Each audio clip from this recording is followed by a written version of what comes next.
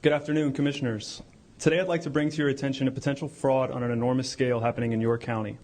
There's now clear evidence of NASA using numerous methods to grossly mislead the public about astronauts being on the International Space Station. During interior ISS scenes from NASA's own live feed, the use of wires, harnesses, green screens, and virtual reality have been detected to achieve the appearance of a weightless environment. Examples of this include astronauts fading in and out of the screen, green screen glitches, grabbing objects that aren't really there, pulling on invisible wires, getting tangled in their harnesses, and even astronauts appearing out of thin air.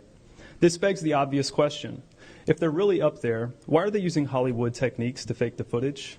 Now, unfortunately, I can't show you these clips in here today, but I will be sending them to you. Outside the International Space Station, during spacewalks, air bubbles have been recorded on numerous occasions. How is it possible for air bubbles to be present in the vacuum of space? I once questioned astronaut Scott Kelly about this phenomenon. His body language and answers only created more questions. In 2013, astronaut Luca Parmitano nearly drowned during a spacewalk when his helmet filled with water.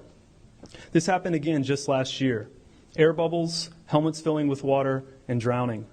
Are they in space or are they underwater? Now, what's really interesting is that they train for spacewalks in an underwater pool with a complete ISS replica. Now, surely they aren't filming these spacewalks in an underwater pool and then editing them to appear if they're in space, because that sure would be something, wouldn't it? I'm calling on the Brevard County Commissioners to open a full investigation into NASA's fraudulent practices and use of taxpayer dollars. It costs NASA $3 billion per year to operate the ISS, and if they don't have a darn good explanation as to why they're faking these videos, I and the public would like a darn good explanation as to where our tax money is going. And if they are indeed faking the funk, it is our duty to expose and eliminate this fraudulent and astronomically wasteful ISS program. And look, I know what you're all thinking.